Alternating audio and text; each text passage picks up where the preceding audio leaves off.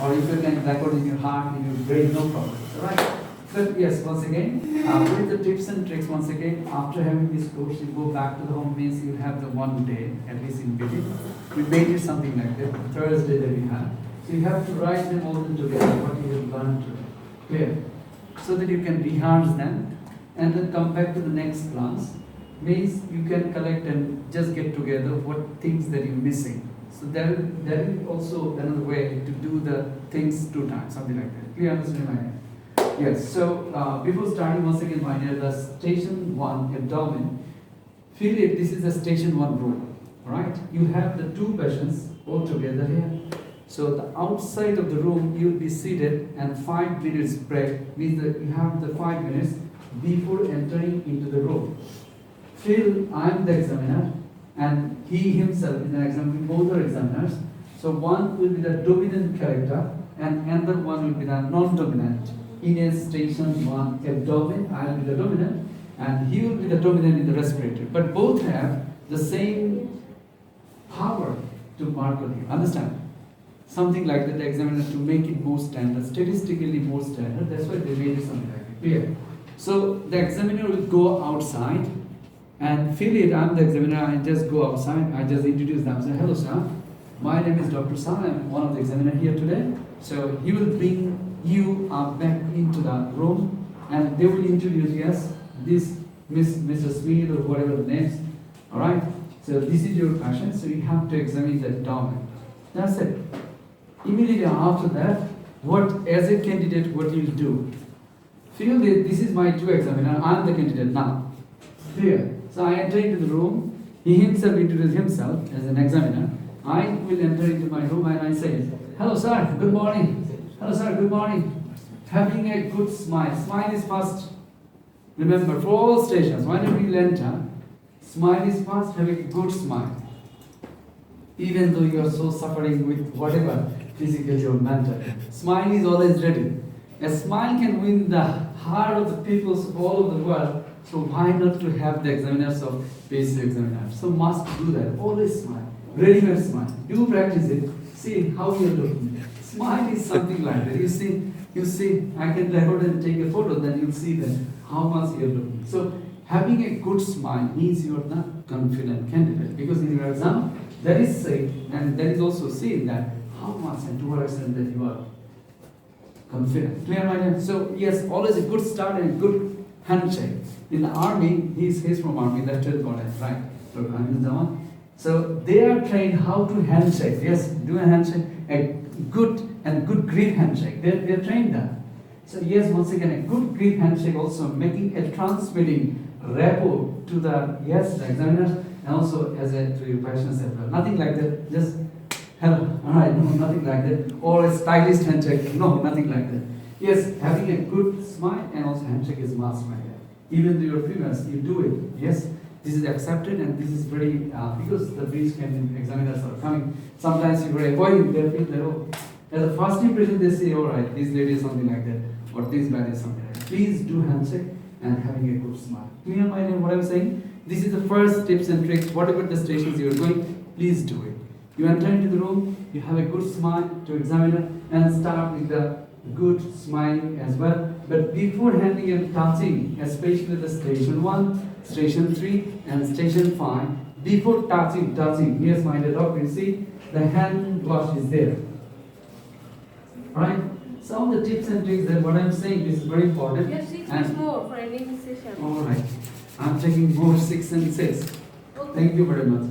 So we have some of the outfits, this is very important, some of the tips and tricks. It's written what will be the dress code in your PACES exam. My dear, for the boys that you can use like him, you see, and the typical dress code, right? If you have the half sleeve, no problem. If you have the full sleeve, so you have to make it up, something like that. So yes, if it is more, it is written something like that, just above the elbow level. This is must. So immediately after you enter into the room, have a good hand wash and having a hand wash, mind listen very carefully, and the instructions is written there or maybe written here. So you must read the instructions first, because sometimes the instructions are very much important. We'll discuss some of the instruction tips and tricks that are also important, right?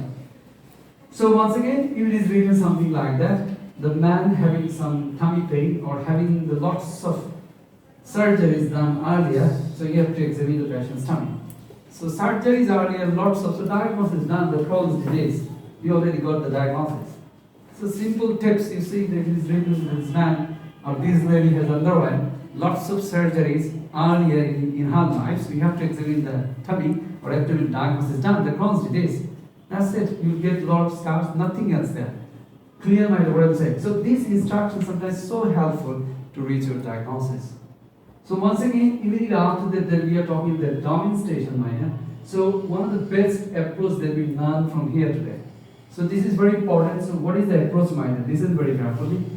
What is the case doesn't matter. Always look for the first step. First step, the first question is it chronic liver disease or not? The first question. Yeah, whatever you examine, you ask yourself, is it a chronic liver disease or not? Understand what I'm saying? Chronic liver disease having a long list of stigmata peripherally as well as the other parts of your body, but the single point, the CLD, L for leukonychia, is the most important part that you need to look for. That's it. C for clubbing, I'm just adding, and D for nothing, no need to remember. At least the L for leukonychia is the most important because we know that chronically means the long-term liver functioning, the protein synthesis, albumin synthesis. So long-term damage means once again the leukonychia. The most important pathognomonic sign and best that you have to be very, very vigilant to look for the leukonychia. That's it. Whatever the findings relative doesn't matter. We look for long list of findings, but the most important find the leukonychia presence or not. We do practice on the abdomen day, and whenever you start your examination, please look at the leukonychia presence or not. Be very vigilant with the leukonychia. What I'm saying by that? So yes, the first step is the chronic liver disease means the leukonychia presence, chronic liver disease done diagnosis. If it is not, then think about anything else. All right. We will not discuss the renal abdomen. Means another part is the renal abdomen. We will discuss on the day, abdomen day. I will discuss about something. But here, what I'm saying is very important. This is the first step that you need to talk about the chronic liver disease. First step, presence of leukonychia diagnosis done, along with whatever the chronic liver disease stigma. Second important point, whether it's decompensated or not. Second important one. So I say the decompensation features is in, we sometimes say in Bangla, right? Zain, by Tata. So Z-A-E, Zain means by Tata in Bengali, right? So Zain means jaundice, ascites, and encephalopathy. Say with me, everyone. Jaundice, ascites, encephalopathy. So once again, quickly. Jaundice, ascites, So encephalopathy. now we are very vigilant to look at the patients, whether this patient is ectopic jaundice, having ascites, and having encephalopathy. Any one of the features, so diagnosis done, the decompensated chronic liver disease done. So if you just enter and having a hand wash, you have good look. Your teams with the jaundice diagnosis, abdominal resistant and ascites. Having patient you done right, leukonychia is there. So diagnosis done, decompensated chronic liver disease. You don't need to worry about it. So here's the first step, what I say. Number one, say it with me. Chronic liver disease. Chronic liver disease. Leukonychia. Second word, Decompensated. Right. That's it. Third component, minor. Now we're looking for the complications of chronic liver disease. There are a long list of complications, but a single thing that we need to look for, that is the spleen in the abdomen. Splenomegaly, presence of splenomegaly means the PST, means the portal hypertension. Means the third talk of complications means the PST, presence of PST or not. Means it's my responsibility now, having a good look just during your hand wash, you can diagnose it, decompensated chronic liver disease. Having leukonychia, having jaundice and ascites is not diagnosis. Clear? Now your response is to be very vigilant with the spleen. Just to examine the patient's spleen. But having good look, we know abdomen having a good shape, having subcostal space and having a curve. So you just good look, you see a good curve is there. Alright? We'll see how to examine the curve. So curve is there. If the curve is not there, feel it. You're already ready to see, yo, curve is not there. It's full. So something, yes, spleen is there. So diagnosis is done. The decompensated chronic liver disease with portal hypertension. Big diagnosis done. Everything is finished. The fourth important point, my is etiologist. Etiologist. We need to work on the etiologist. Now, etiology is isolated. A, B, C, D. A for alcohol, B for B virus, hepatitis B virus, C for hepatitis C virus, and D for drugs. Say with me, ABCD. A for alcohol, B for hepatitis B minus, and C for hepatitis C minus. These are the descending manner that present the case in your examinations. Clear? But not only knowing this ABCD, we have to be very vigilant to look for some of the clinical evidence at the bedside, so that we can say, my clinical diagnosis is decompensated chronic liver disease, portal hypertension, and most likely diagnosed with alcohol. Why? I'm saying that. So we need to learn something at the bedside so that we can say this is alcoholic is not, or alcohol is the main reason. Clear? So my dear, for the alcohol that we need to look for, what evidences that you need to look for? Alcohol goes to the liver first, but the second organ is the heart. Or maybe the first organ is the heart, but manifested later in the lives as the heart disease. The most important heart is the cardiomyopathy. So my dear, having a good start here, having a box there underlying that, the diagnosis and the ICD placement or ICD scan. So diagnosis done on the from, alright, this is an alcohol, done. So you don't need to touch even the patients to diagnose having the full diagnosis in your hands, my dear. So if you follow them, you have everyone having the chance of 100%, this is your case. Already ready to get the diagnosis, even touching our patients. Now we need to confirm it whether the thing that you suspect, that is just to confirm by handling your patient. That's it. Clear, my dear? So these are the 4 steps that you need to cross over. First step, what I say, number 1, stay with Chronic me. liver disease. Chronic liver disease, leukonychia. Leukonychia. Second talk, Decompensated. sign, Sign. Sundays, sign, and third talk, Complication. portal hypertension, splenomegaly, and fourth talk, Etiology. We'll talk more on the etiologies. Day 1 means the day 6, right? We have. So once again, it's the steps, please. First step.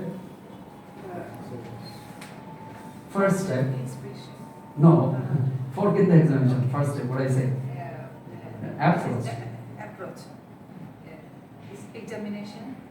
Forget it. What I say, that's it. Approach first time. No, what I said, the steps. First step is a chronic liver disease, Chronic leukonychia. liver disease. Leukonychia. Leukonychia. Then Second step. decompensated liver disease. We have to see the This is the jaundice. decompensation. Cytopenic compensation, jaundice, ascites, enterocopathy, and then etiology. No, third step, portal So hypertension. portal hypertension, splenomegaly. Splenomegaly. And fourth step, Fourth step is etiology. etiology. At least alcohol. At least the single talk, the ICD PACE. Yes. I just need these 4 important words. That's it. Yes, cardiomyopathy. That's it. Clear? Yes. Four words. First, CLV, leukonychia. No, never say the same. Chronic liver. Chronic liver liver disease. disease. Don't do it. Yes. Chronic liver disease, leukonychia, then decompensation, GI, jaundice, ascites, encephalopathy, then splenomegaly for portal hypertension, then etiology, alcohol. Super. Yes. Just alcohol, ICD based matter. ICD based. Evidence. Yes. Chronic liver disease, leukonychia, decompensation, jaundice, ascites, encephalopathy, portal hypertension, splenomegaly, and etiology alcohol, ICD basement. Super. First of all, to see if it is chronic liver disease or not, we should go for leukonychia. Only the words. Forget the presentation. Wait. Sorry. Leukonychia, then decompression, GI, complication, portal hypertension, and splenomegaly, and etiology. ICD for Pacemaker, scar, alcohol. Done. Yes. Only the words. Only the words. No adding or nothing else. It's a chronic liver disease, leukonychia. Then decompensation is GI, jaundice, ascites, complication, that is portal hypertension, splenomegaly, and etiology, that is alcohol and ICD box. Yes. It's a chronic liver disease, leukonychia, decompensated or not, that is XI. Complications, like portal hypertension and splenomegaly, and fourth is the etiology, ABCD. A for alcohol. Only For one thing alcohol we and learn. That's it. cardiomyopathy, the Yes. scar. For the ICD pacemaker scar. Yes, sir. Decompensated chronic liver disease, look for leukonychia. First is the chronic liver disease, leukonychia. So chronic liver disease, leukonychia. Decompensated chronic liver disease, XI. Decompensation only. Decompensation, jaundice, ascites, and encephalopathy. Complication, portal hypertension, splenomegaly. Etiology, alcohol, ICD. Pacemaker. Pacemaker. So yes, before going to the handling our patients, we learn now how to present our case. Because my dear, listen very carefully. Presentations is the most important part. Sometimes it happens they've done some of the mistakes. Maybe examiner cleansed it, alright, you've done mistake. You could do something like that, not the left, not the right, something they've done the mistake, they cleanse it. But why do you present so smartly, so confidently? There is sometimes they forget it, whatever. Alright, now she's done so far, understand?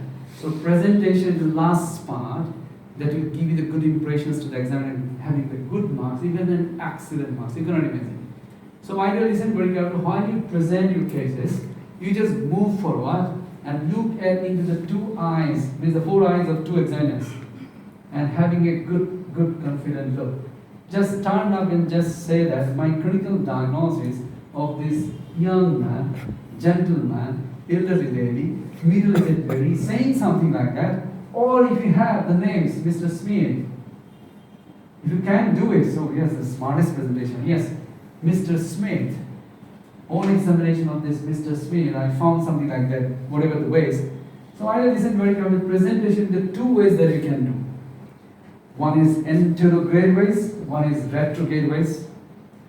The smartest is, yes, the retrograde ways. Means the first the diagnosis, then saying something, what is the evidences. Or the second or less variety that is we can do, right? Saying some of the evidences, what are the findings that we found, then you say, my clinical diagnosis. We'll do this, both of these together. What is the tips, my dear? Both of these will do this in your exams. How? While you're so confidently diagnosed our case, directly say, my clinical diagnosis, the chronic liver disease with decompensation, with portal hypertension due to alcohol is the main reason. Evidence to find, then you say all the evidences. Clear what I'm saying? Or whenever you're so confused, so start with, yes, on examination of this lady, I have found liver is enlarged, which is non-tender, forming consistency, no bruise overlying the mass. But there is a spleen is also that is found. So say very slowly, understand? Giving some of the findings and look at into the eyes, and sometimes these are also some very good clues.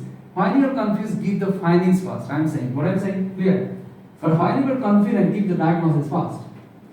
That is also helpful. Sometimes the examiner having good clues.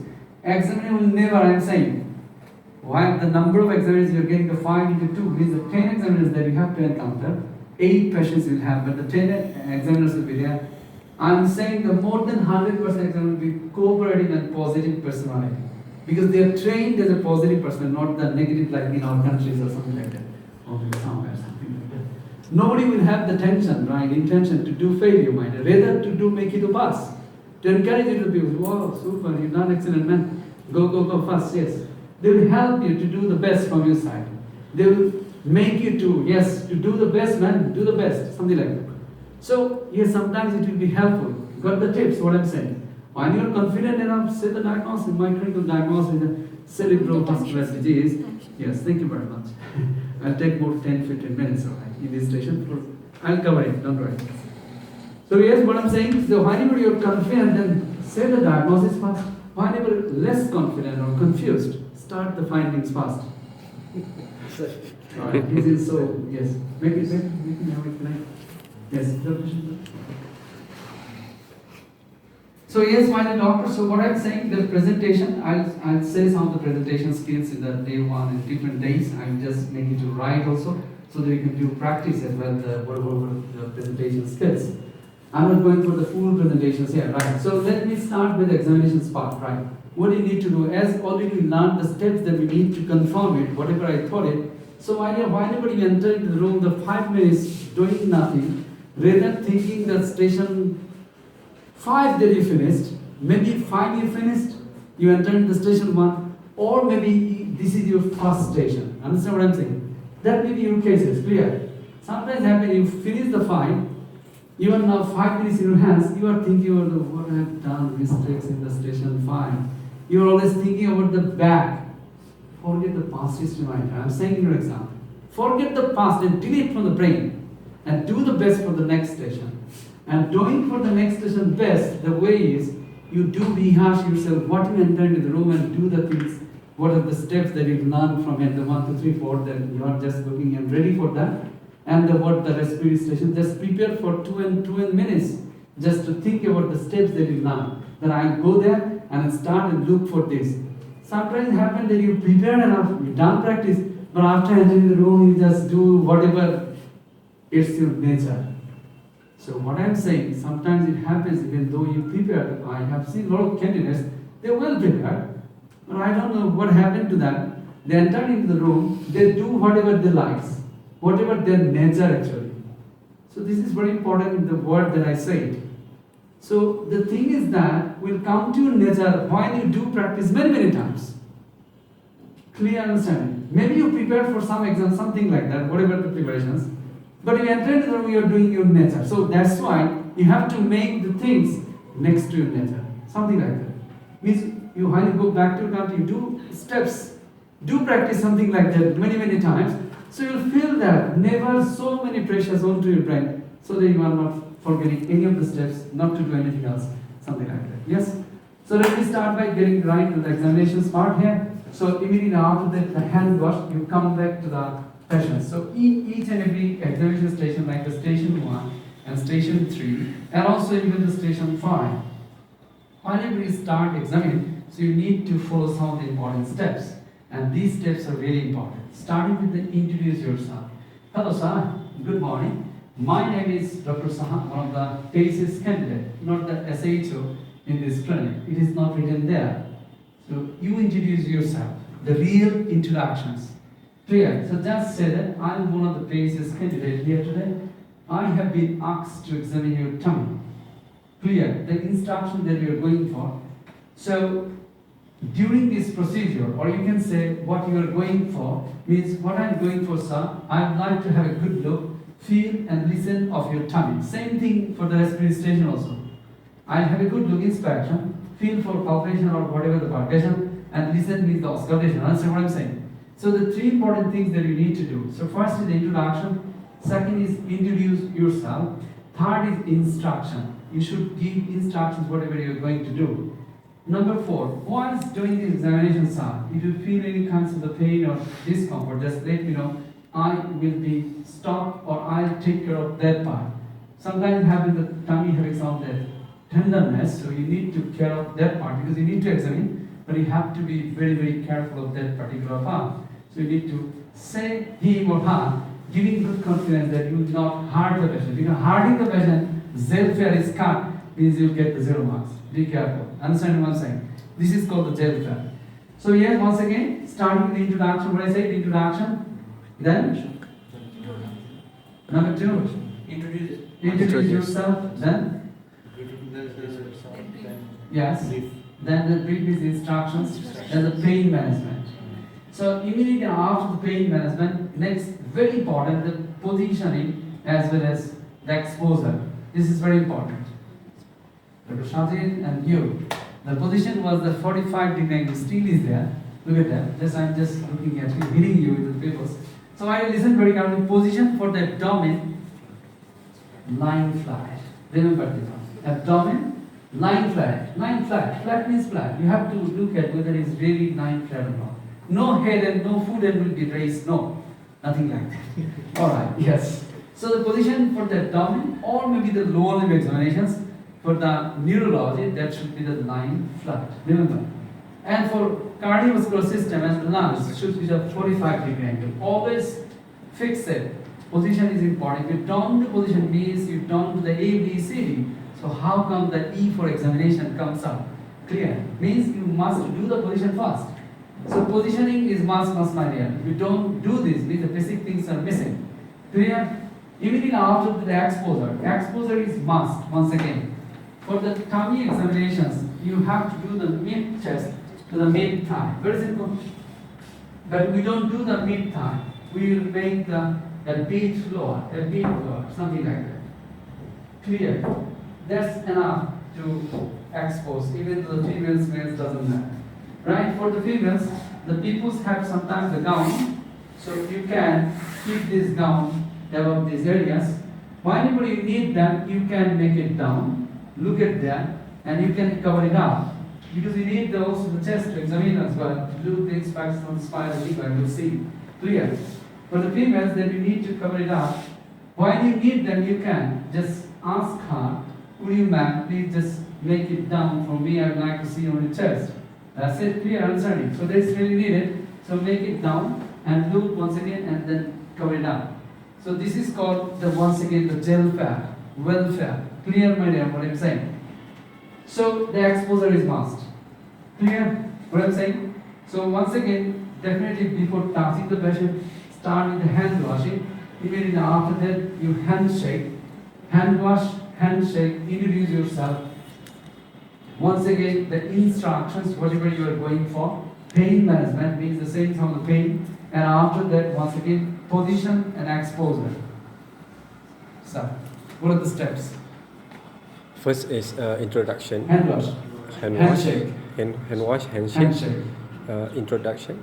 instruction. Instruction. So two. Once again, hand wash, Hand wash. handshake, Handshake. introduction, instruction. Pain management, position, exposure. Done. 3 bundle bags. Done. Yes. Hand wash, handshake. handshake, introduction, instruction. Instruction. Position, management. pain, position, exposure. Sir. This hand wash, handshake. Then Into introduction. instruction. Second bundle bag. Third bundle bag. Pain, position, exposure. Yes. Hand wash, handshake, introduction, instruction, position, pain management, and Exposure. Sir, please. Hand wash, handshake, introduction, instruction, pain management, position and exposure. Yes. Hand wash, handshake, introduction, instruction, then pain management and position. And exposure. Yes. Hand wash, handshake, introduction, instruction, pain, position, exposure. Yes, sir. You come forward, do the things, steps.